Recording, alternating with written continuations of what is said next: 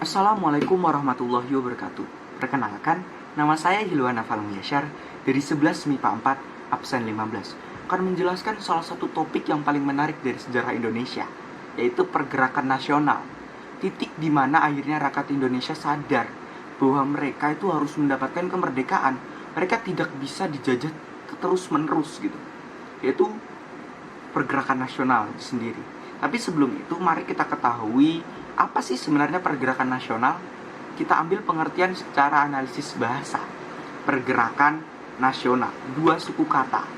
Pergerakan artinya movement, ekril, bentuk nyata. Bukan berarti ini mereka harus turun ke jalan lalu perang, bukan lagi, itu udah kuno. Pengertian dalamnya adalah ketika dimana rakyat Indonesia akhirnya bergerak untuk menyadarkan lapisan paling besar di status sosial, yaitu masyarakat, di mana masyarakat disadarkan bahwa mereka tidak pantas untuk mendapatkan kesengsaraan, mereka berhak untuk mendapatkan haknya, dan mereka berhak untuk menumpaskan penjajahan. Bagaimana caranya mensadarkan? Melalui bidang sosial, budaya, terus politik, ekonomi, dan sebagainya. Bukan lagi fisik dengan pertempuran dan sebagainya, bukan lagi. Yang kedua adalah nasional. Nasional artinya menyeluruh. Semua rakyat Indonesia ikut andil dalam melakukan pergerakan ini. Dan pada kenyataannya memang membutuhkan waktu lama sekali, hingga akhirnya pada tahun 1945 kita mendapatkan kemerdekaan Indonesia. Namun, artinya apa nasional di sini? Semua rakyat Indonesia bersatu untuk menumpaskan penjajahan dan merasa bahwa mereka memang memiliki hak untuk hidup sendiri tanpa adanya campur tangan dari kolonialisme dan imperialisme barat gitu. Itu merupakan pengertian secara harfiah atau bahasa. Tapi kalau kita ambil kesimpulan dari semuanya, pergerakan nasional itu adalah diawali oleh sebuah kejenuhan. Golongan muda dan golongan tua yang merasa jenuh dengan adanya pertempuran dan tidak pernah membuahkan hasil yang signifikan untuk kemerdekaan bangsa Indonesia. Akhirnya mereka memutarbalikkan pemikiran dan tidak lagi menggunakan cara konvensional, yaitu pertempuran, tapi dengan menggunakan cara menyadarkan bangsa Indonesia melalui sosial, budaya, ekonomi, dan juga politik gitu. Jadi pada dasarnya tujuan utama pergerakan nasional itu adalah untuk menumpaskan penjajahan, mendapatkan hak-hak setiap individu, dan juga mendapatkan hak kemerdekaan gitu. Dan bagaimana cara mereka melakukan itu? Yaitu melalui organisasi. Karena organisasi itu menghimpun seluruh rakyat. Tujuan utama dari organisasi ini adalah mensejahterakan dan melindungi masyarakat Indonesia yang pada saat itu sering sekali mendapatkan pressure ataupun mendapatkan perilaku kurang baik dari Belanda, seperti itu. Dan kalau kita ambil topiknya saat ini, yaitu latar belakang pergerakan nasional, saya sudah mendapatkan visualnya. Oh ya, ini disclaimer ya, penjelasannya berasal dari audio, namun secara gambar ini hanya visual saja. Latar belakang pergerakan nasional itu diawali pada tahun 1830. Ada apa di 1830? 1830 itu zaman ketika mulainya Van den Bosch melakukan kultur stelsel.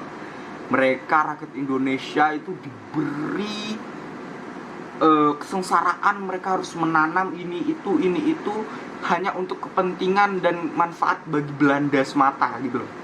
Jadi 1830 mereka dilakukan tanam paksa, mendapatkan jam waktu kerja yang tidak rasional.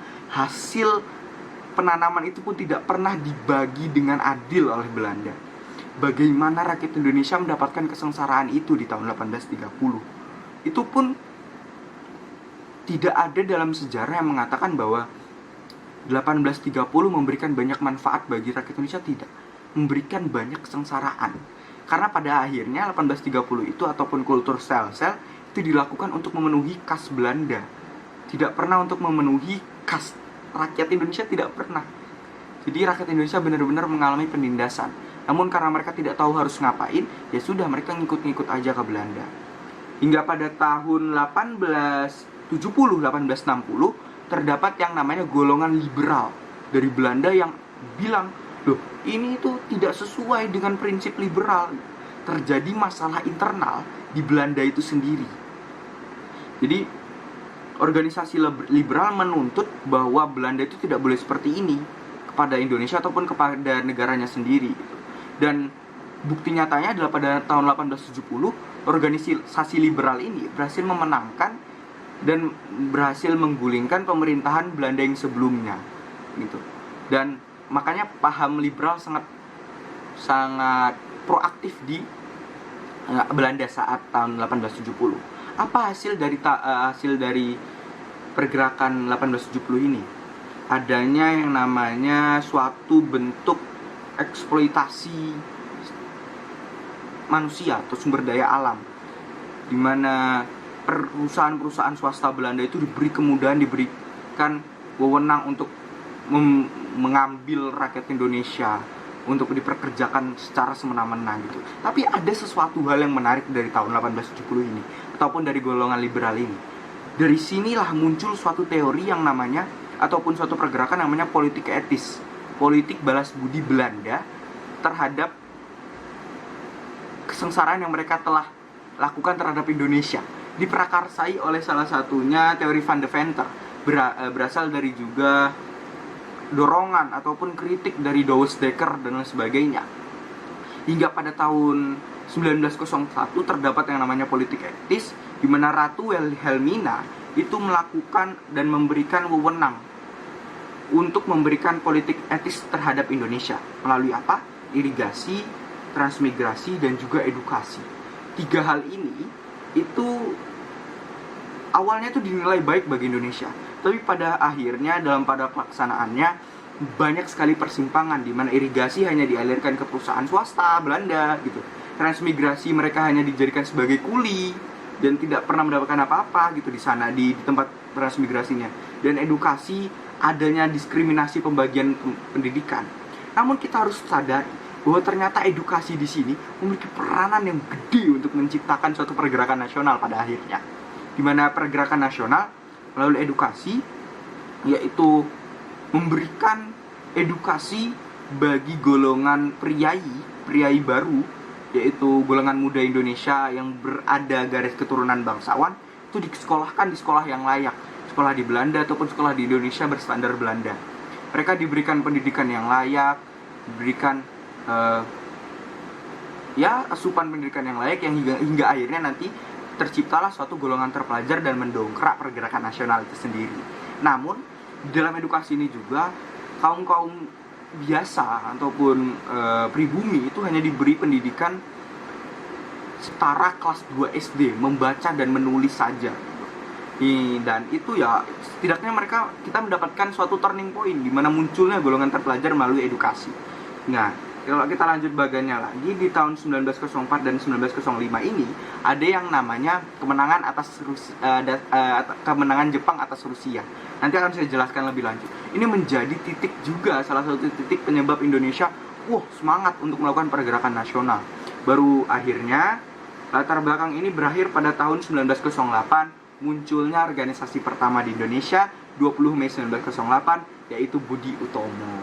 Ini adalah latar belakangnya pergerakan nasional diawali oleh kejenuhan rakyat Indonesia terhadap pertempuran ataupun perang yang tidak pernah menghasilkan suatu bentuk nyata kemerdekaan bagi rakyat Indonesia. Itu adalah latar belakang dari pergerakan nasional.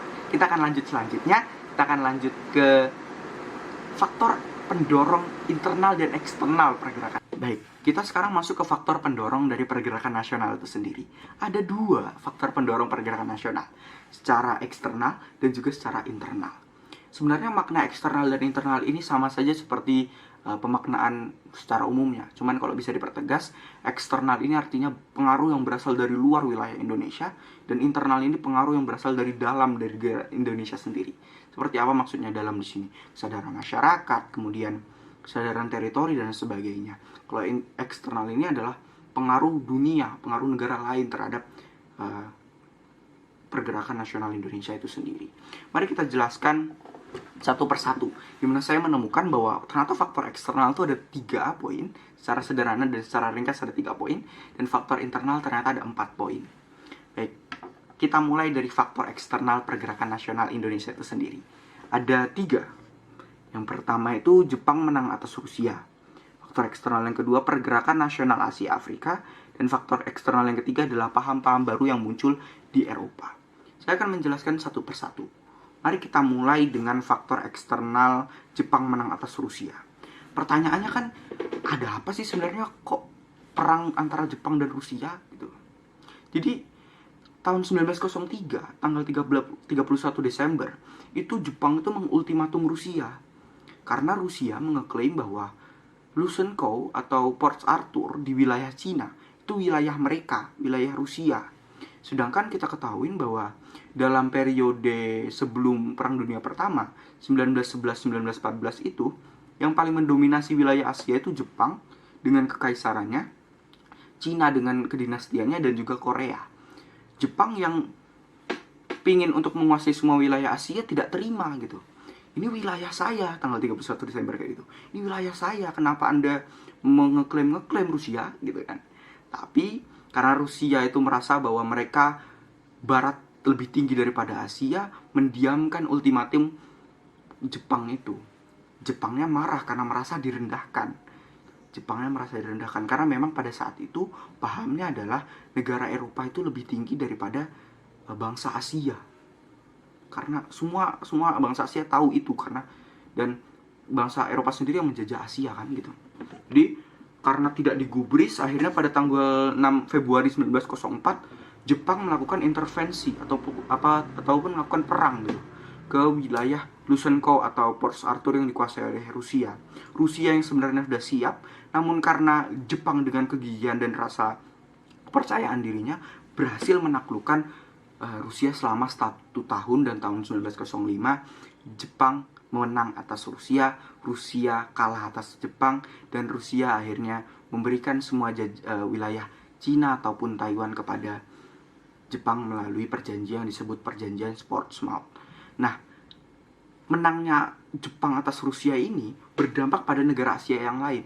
Akhirnya negara Asia yang lain lihat, ternyata Asia itu bisa mengalahkan Eropa gitu loh. Jadi paham bahwa ras Asia lebih rendah itu salah. Eropa dan Asia itu setara gitu, termasuk Indonesia. Akhirnya rakyat Indonesia mengerti dan tahu bahwa mereka juga bisa melakukan penumpasan penjajahan di wilayah Belanda itu, di wilayah Indonesia atas Belanda gitu.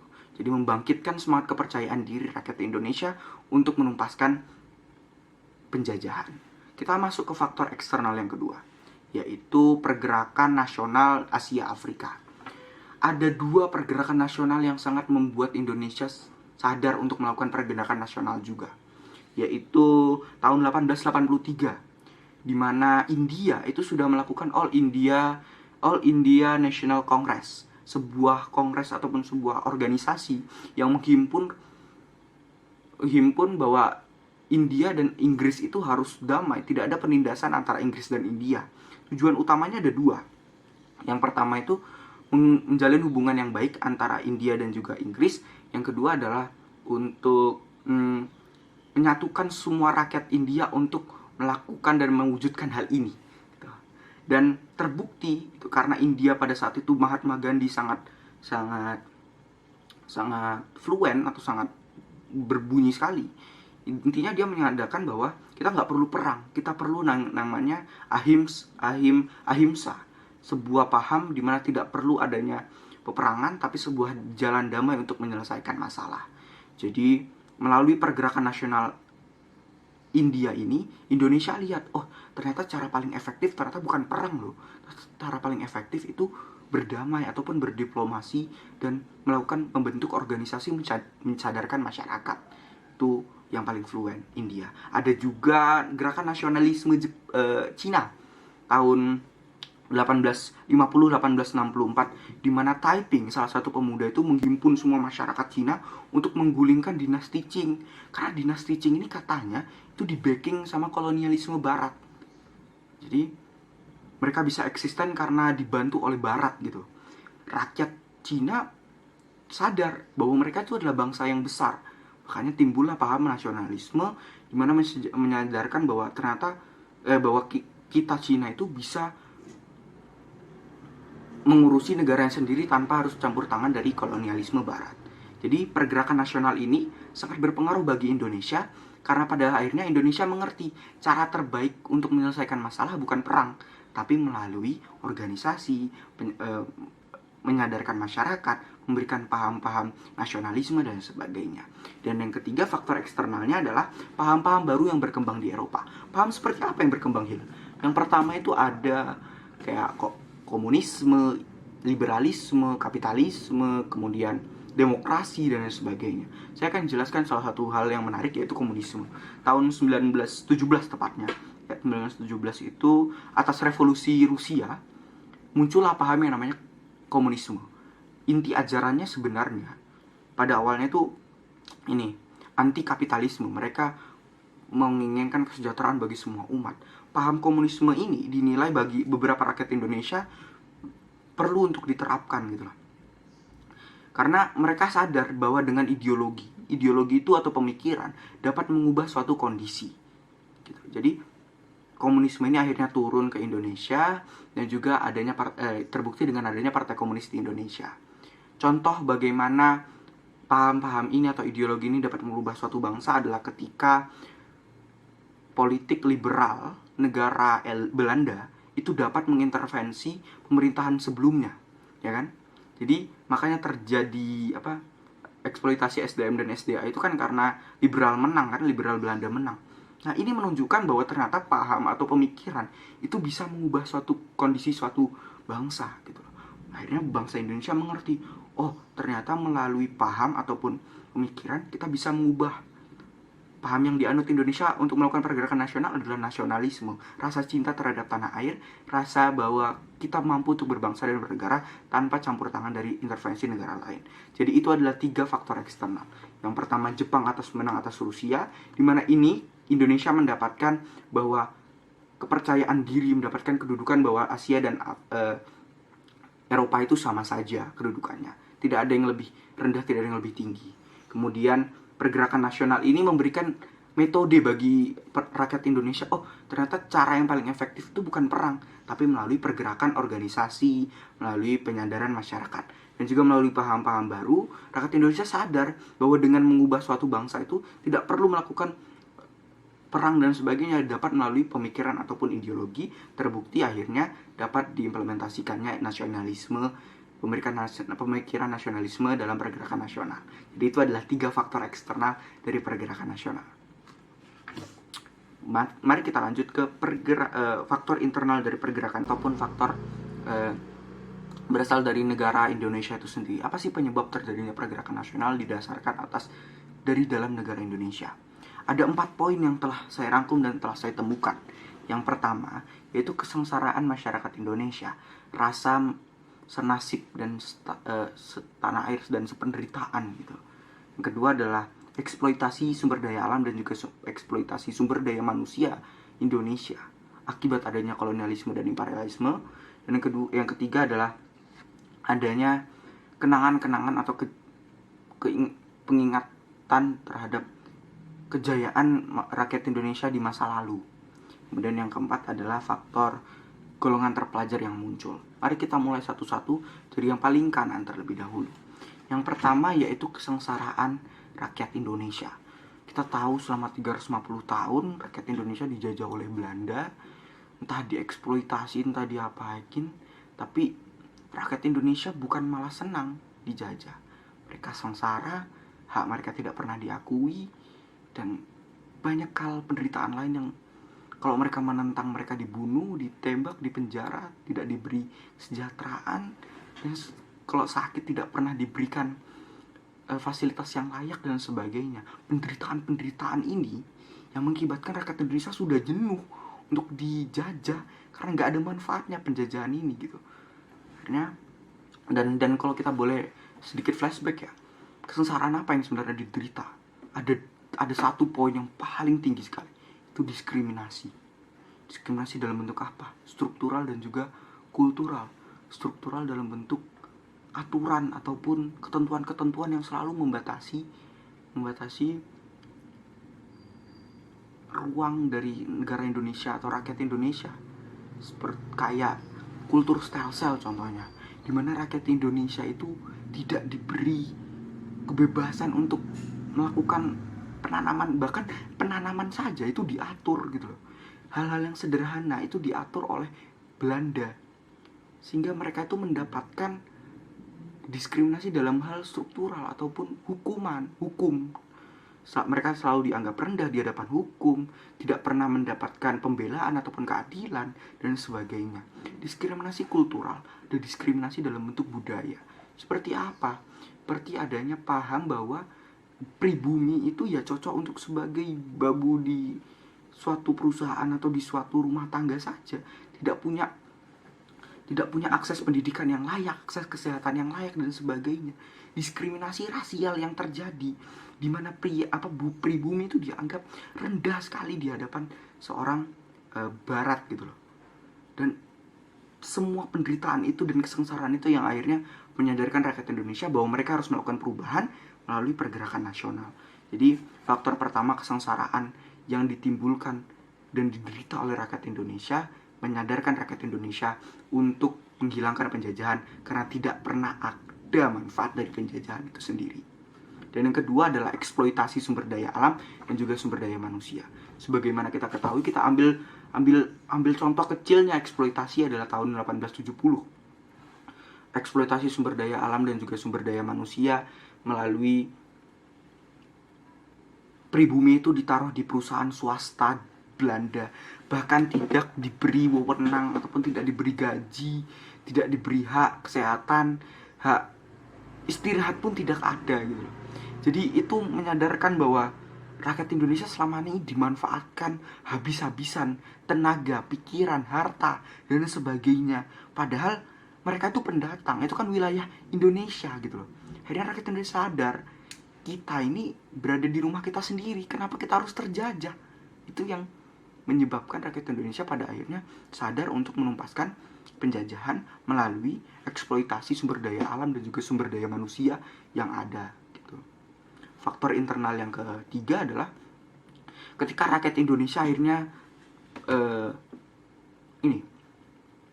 paham bahwa dahulu sebelum Belanda datang itu mereka adalah bangsa yang besar, bangsa yang dapat bukan hanya mengurusi wilayahnya sendiri atau negaranya sendiri, tapi dapat mendominasi negara lain juga. Kita ambil contoh gimana kerajaan Sriwijaya dapat melebarkan kekuasaannya hingga ke Mongol gitu, ataupun Majapahit yang dapat menghimpun semua Nusantara di bawah naungan kerajaan Majapahit gitu. Sebelum Belanda datang, kerajaan-kerajaan inilah yang mendominasi dan juga mensejahterakan rakyat Indonesia gitu. Jadi sebenarnya rakyat Indonesia itu adalah bangsa yang besar, bangsa yang dapat berjaya, namun karena adanya kolonialisme dan imperialisme, rakyat Indonesia terjajah dan juga tidak memiliki hak untuk melakukan apapun, tidak memiliki hak untuk menguasai negaranya ataupun memenuhi kebutuhan masyarakat dan sebagainya. Jadi akibat adanya kenangan masa lalu ini, rakyat Indonesia bangkit dan percaya dirinya meningkat bahwa mereka itu sebenarnya bangsa yang besar. Tadi faktor internal yang ketiga. Sebenarnya ada faktor internal lain sebelum itu, ada yang namanya kejenuhan atas fisik, sebuah pertempuran fisik yang tidak pernah membuahkan hasil. Dan itu terbukti ketika rakyat Indonesia melalui perang Diponegoro, perang Padri, perang lain sebagainya, itu justru tidak membuat Indonesia mendapatkan kemerdekaannya. Justru Indonesia malah semakin menderita, banyak korban jiwa dan sebagainya gitu. Jadi mereka sadar bahwa perang itu bukan jalan paling utama untuk menyelesaikan masalah. Dan muncullah suatu pergerakan nasional ataupun organisasi nasional. Dan yang keempat adalah faktor internal di mana munculnya golongan terpelajar. Tadi sudah saya jelaskan di awal, munculnya pergerakan nasional itu berdasarkan atas golongan terpelajar. Golongan terpelajar muncul akibat adanya gerakan politik etis budi awalnya. Politik etis atau balas budi. Jadi mereka disadarin bahwa sebenarnya mereka mendapatkan pendidikan atau edukasi, salah satu bentuk poin yang akhirnya memunculkan golongan terpelajar. Golongan terpelajar ini akhirnya nantinya akan membentuk organisasi nasional seperti Budi Utomo, Indis Partij, dan sebagainya. Tapi yang kita perlu garis besar di sini adalah golongan terpelajar memang menjadi pemantiknya. Namun semua golongan lah yang menciptakan pergerakan nasional, mulai dari pribumi biasa ataupun golongan-golongan tua gitu. Tapi memang pemantiknya berasal dari golongan terpelajar. Jadi itu adalah 4 faktor internal terjadinya pergerakan nasional. Yang pertama adalah rasanya kesengsaraan rakyat Indonesia selalu dijajah. Yang ketiga adalah eksploitasi sumber daya alam dan sumber daya manusia. Yang ketiga adalah kejayaan masa lalu di mana rakyat Indonesia adalah sebenarnya negara yang besar, bangsa yang bisa menguasai negaranya sendiri tanpa campur tangan dari kolonialisme. Dan yang terakhir adalah munculnya golongan terpelajar ataupun individu-individu yang akhirnya sadar dan menyadarkan rakyat Indonesia bahwa mereka adalah bangsa yang besar dan harus menumpaskan penjajahan yang ada di Indonesia khususnya. Itu adalah 4 faktor internal terjadinya pergerakan nasional. Baru timeline selanjutnya adalah munculnya organisasi pergerakan nasional yang menghimpun rakyat Indonesia untuk sadar bahwa penjajahan itu tidak benar gitu loh. Tapi akhirnya ada yang dua, ada yang non kooperatif dan ada yang kooperatif. Tapi setidaknya mereka menyadarkan masyarakat bahwa penjajahan itu harus dihentikan dan tidak ada yang setuju dan nyaman terhadap penjajahan tersebut. Seperti itu. Kesimpulan dari pembelajaran hari ini mengenai pergerakan nasional adalah semua perubahan itu diawali oleh diri sendiri. Ketika diri sendiri sadar bahwa perubahan itu perlu dilakukan dan kesadaran atas perubahan itu perlu dilakukan, disitulah terjadi awal mula suatu pergerakan. Makanya perubahan itu berasal dari diri sendiri terlebih dahulu sebelum ke keluar-luar. Dan kalau kita lihat pergerakan nasional itu tidak secepat itu gitu loh progresnya. Jadi membutuhkan waktu dan juga tenaga dan banyaklah pengorbanan yang perlu dilakukan untuk akhirnya tercapai pergerakan nasional. Oleh karena itu kita perlu menghormati tokoh-tokoh ataupun menghormati jasa-jasa yang telah dicurahkan terhadap kemerdekaan Indonesia melalui pergerakan nasional ini. Tadi sudah saya jelaskan bahwa latar belakang pergerakan nasional itu berasal dari kejenuhan rakyat Indonesia terhadap penjajahan. Mereka tidak ingin adanya penjajahan lagi dan mereka ingin hidup sendiri, ingin merdeka, ingin mensejahterakan masyarakatnya sendiri tanpa kolonialisme dan imperialisme barat. Saya juga sudah jelaskan bahwa ada terdapat 2 faktor internal dan juga faktor eksternal. Eksternalnya berasal dari Jepang menang atas Rusia, kemudian adanya pergerakan nasional di Asia Afrika, dan juga adanya paham-paham baru yang berkembang di Eropa. Kemudian faktor internalnya tadi sudah ada kesengsaraan yang diderita, eksploitasi yang terjadi, kemudian kejayaan masa lalu, dan yang terakhir adalah golongan terpelajar. Sekian dari pembelajaran pergerakan nasional melalui latar belakang dan juga faktor pendorongnya. Kurang lebihnya mohon maaf. Assalamualaikum warahmatullahi wabarakatuh.